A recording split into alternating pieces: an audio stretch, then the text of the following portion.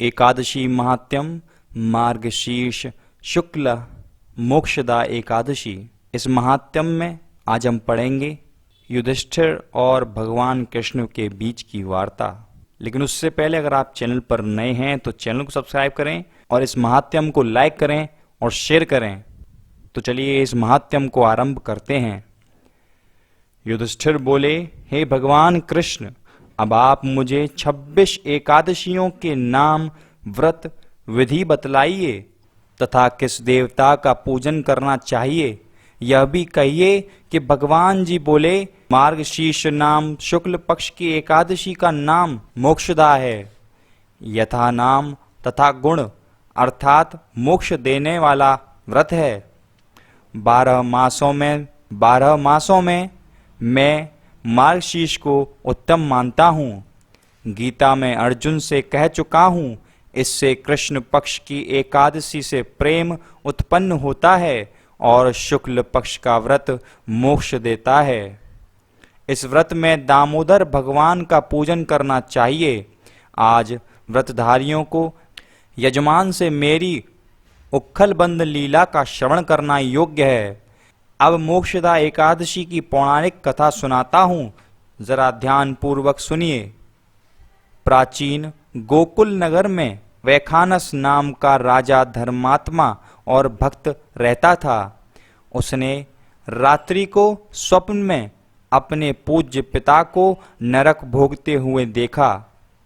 फिर प्रातःकाल ज्योतिषी वेद पाठी ब्राह्मणों से पूछने लगा, मेरे पिता का उद्धार भला कैसे होगा? ब्राह्मण लोग बोले, यहाँ समीप में पर्वत ऋषि का आश्रम है, उसकी शरणागत में आपके पिता शीघ्र ही स्वर्ग को चले जाएंगे। राजा पर्वत मुनि की शरण में गया, दंडवत करके कहने लगा, मुझे रात्रि को स्वप्न में पिता का दर्शन हुआ। वह बेचारे यमदूतों के हाथों से दंड पा रहे हैं। आप अपने योग बल से बतलाइए, उनकी मुक्ति किस साधन से शीघ्र होगी? मुनि ने विचार कर कहा, और धर्म कर्म सब देरी से फल देने वाले हैं। शीघ्र वरदान दाता तो केवल शंकर प्रसिद्ध हैं, परंतु उनको प्रसन्न करना भी कोई मौसी जी का भवन नहीं है। देर अवश्य लग जाएगी और तेरे पिता की इतने तक मरम्मत हो जाएगी। इस कारण सबसे सुगम और शीघ्र फलदाता मोक्षदा एकादशी का व्रत है। उसे विधि संयुक्त परिवार सहित पिता को संकल्प कर दो, निश्चय ही उनकी मुक्ति हो जाएगी। राजा ने कुटुंब सहित मोक्षदा एकादशी का व्रत करके फल पिता के अर्पण कर दिया। उसके प्रभाव से वह स्वर्ग को चला गया। मोक्षदा एकादशी का महात्म्य जो कोई भी सुनता है उसे वाजपेयी यज्ञ का फल मिलता है। इस दिन ध्यान पूर्ण योग रखने वाली बातें। फलाहार कैसे रखना चाहिए? इस दिन तुलसी की मंजरी व धूपादि से दामोदर भगवान की पूजा की जाती है।